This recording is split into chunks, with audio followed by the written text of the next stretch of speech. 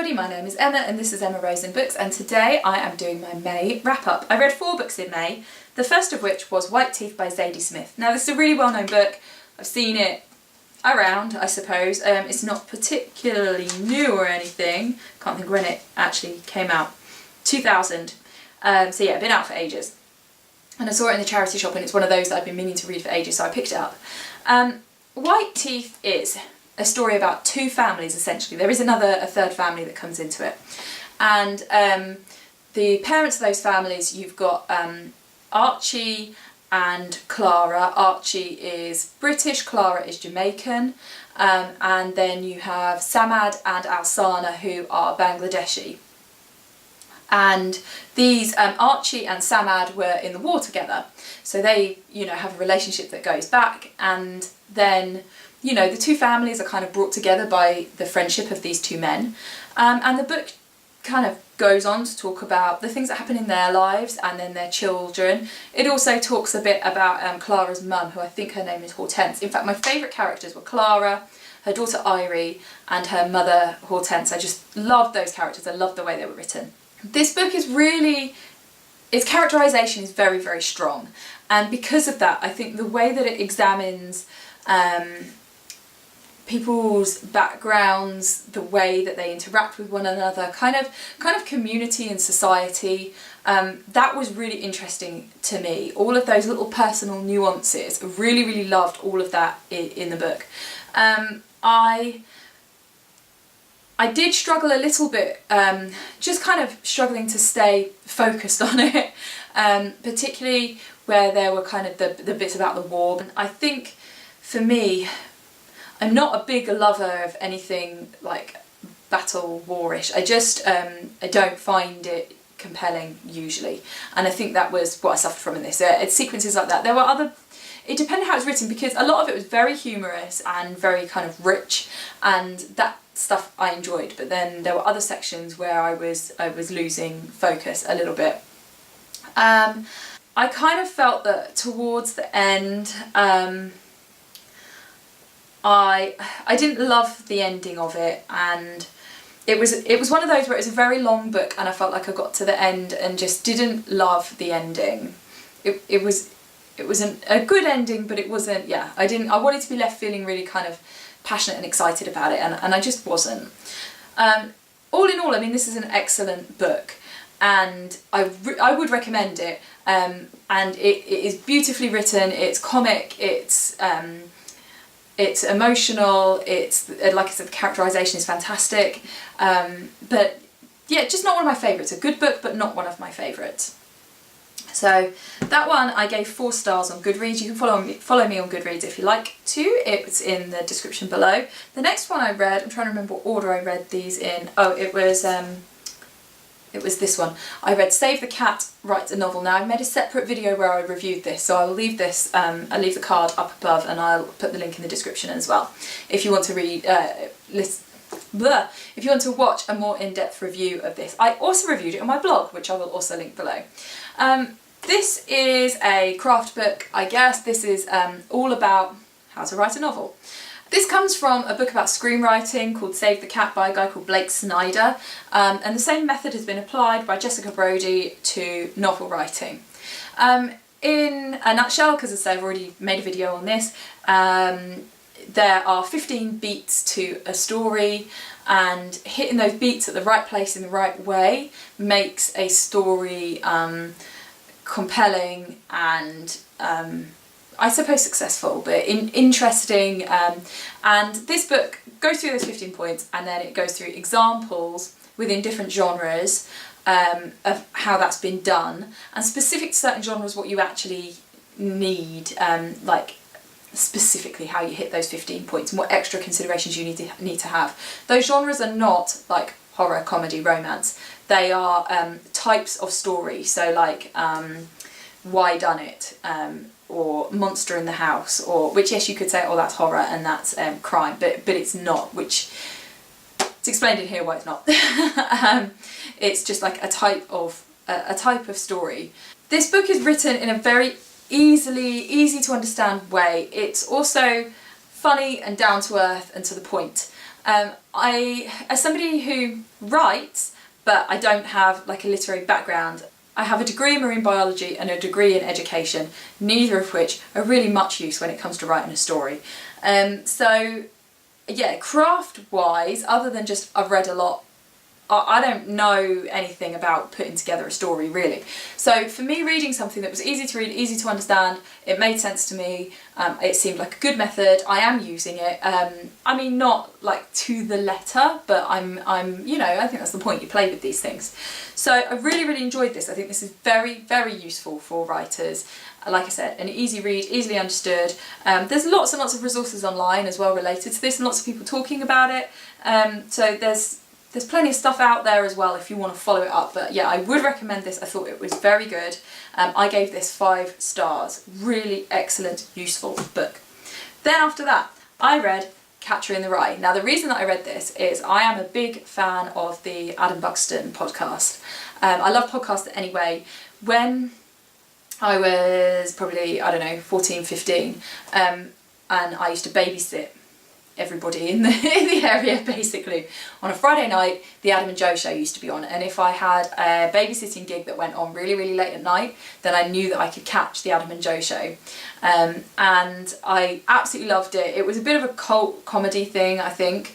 And then there was the Adam and Joe show on the radio, on Radio 6, I think it was on 6.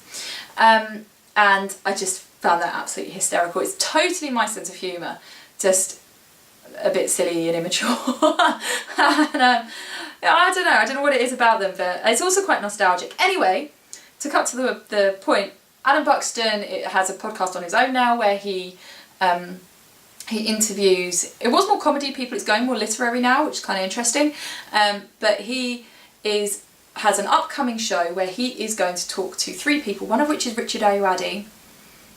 I can't remember who the others are.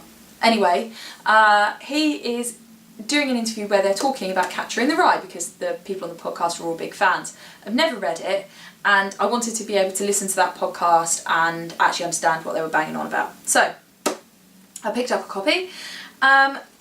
I really enjoyed this. So Catcher in the Rye, for anyone who doesn't know, I mean it's a classic, so I'm sure lots of people are familiar with it, is about a boy whose name I can't even remember, which is bad, isn't it? Holden Caulfield, I should remember that. So Holden is at school and he's basically chucked out, and the story follows his actions over the few days following that. Now, one of my best friends read this at school and she absolutely adored it, and she used to go on about the poem that's cited in it, which is actually a Robert Burns poem, and it's misquoted in here on purpose. And she used to walk around going, "If a body catch a body coming through the rye," and it was just a thing she did, and she loved this book. And I don't know, it's just, I think the thing for me about this book is it's kind of nostalgic of that time, that friendship, talking about books, but also this book is a real coming of age story. It's about Holden dealing with themes of innocence. Holden very much wants to hang on to his boyhood, and the way that that's dealt with is really, really clever. And it's, you know, it's a quick read, and actually the voice it's written in is amazing. It's written first person, and it's, yeah, such an individual voice. It's just fantastically done. One of the things I liked about this was the fact that it had a link with Robert Burns. I am a big Robert Burns fan, so I like that. That's kind of cool. I do think that I enjoyed this book, but if I'd have read this when I was a teenager, when I was wrestling with ideas about growing up and, like I said, innocence and maturity and all the stuff, I think I would have been in love with this book.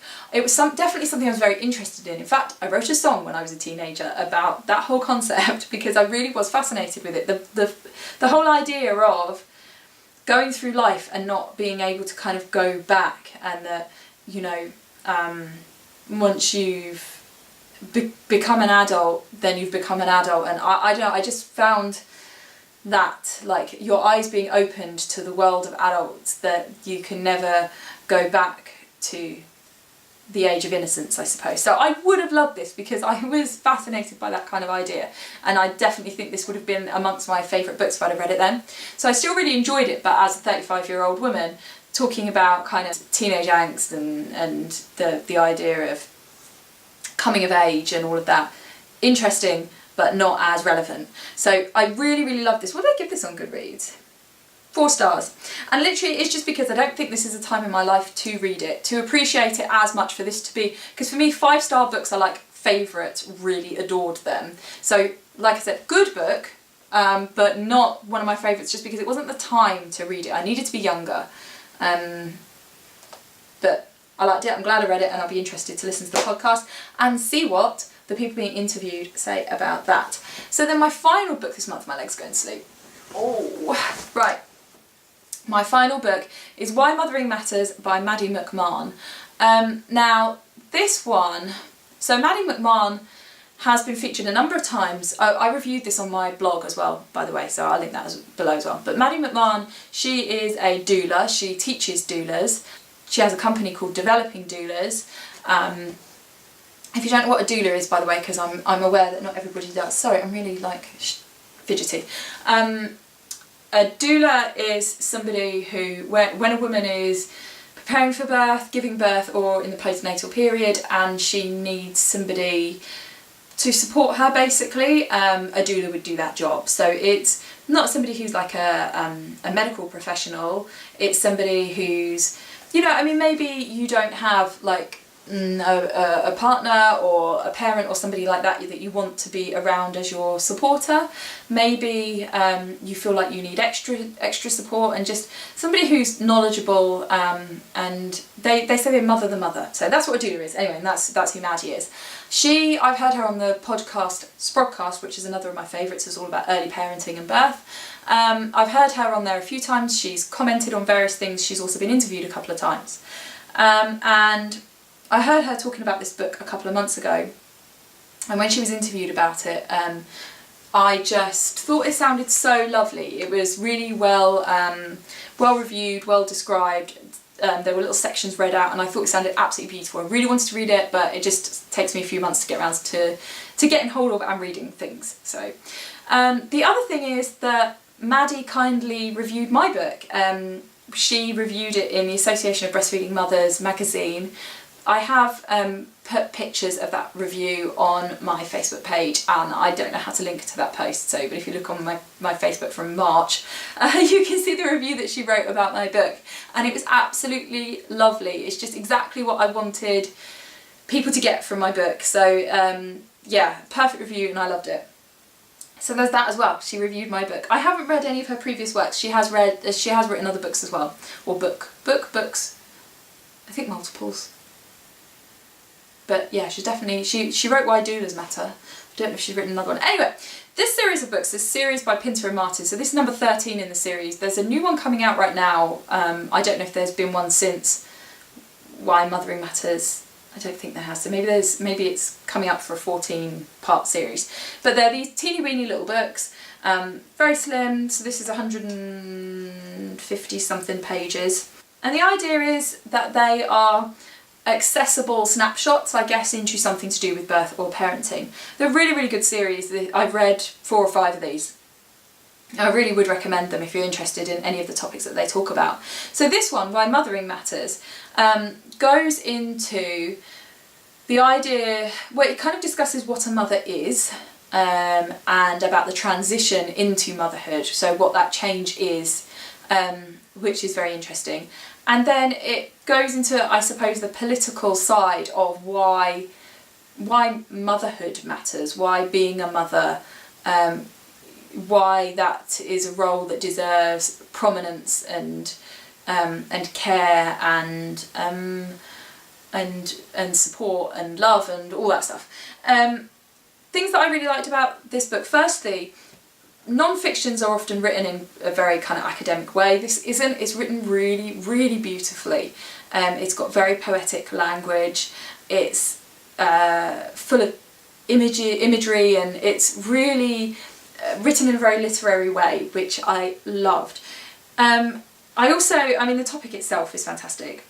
I think it really gets to grips with what it's like being a mum, and I suppose a doula would have a good insight to that, because as a doula you spend a lot of time with mothers going through that transition phase from pregnancy through to the postnatal period, and the discussions on what that transition means, even things like how it changes the way that your brain is wired. And actually what I found interesting is that if other people take that mothering role, traditional mothering role, so if it's the father that's spending time with that baby, if you're in a same-sex relationship, and whoever is spending a large proportion of time with the baby will have alterations to the makeup of their brain as a response, and I think that is fascinating. So yeah, the science stuff is cool, but I think that what this book made me reflect on is the idea that being a mum can seem quite invisible, for all that obviously motherhood is important because it's how the species is furthered. But in terms of, you have a baby and you are almost expected to go back to exactly how your life was before you had a baby, to go back to work, to go back to the things that you were doing, and not let the baby get in the way of and actually you've gone through a transition. You're not the same person that you were, and it's not necessarily about going back to and being expected to carry on as if nothing happened, but to assume a new identity. And yes, you may go back to all of the things that you did before, but you may not, and it may change who you are. What's the point I'm trying to get at? Basically, that I think you are expected as a mother to not express that you're a mother, if that makes sense, if I'm saying that well. And that also things like in our society, it's frowned on to have like noisy kids out in public, to go and sit in a restaurant and your kids are annoying, or as someone with 3 children, you walk onto a plane, you sit down next to someone, you're like hello, and they just like oh. So it's like, let's keep that whole family phase of people's lives and just keep it and when actually it's something that many people experience. Whatever parenting role that you're playing, many people and grandparents are out with the kids, and it's swept under the carpet. Let's not talk about it, let's not appreciate it, when it's something fascinating, and it's something where when you feel like, oh well, I can't have this as like a major part of my identity, if that makes sense,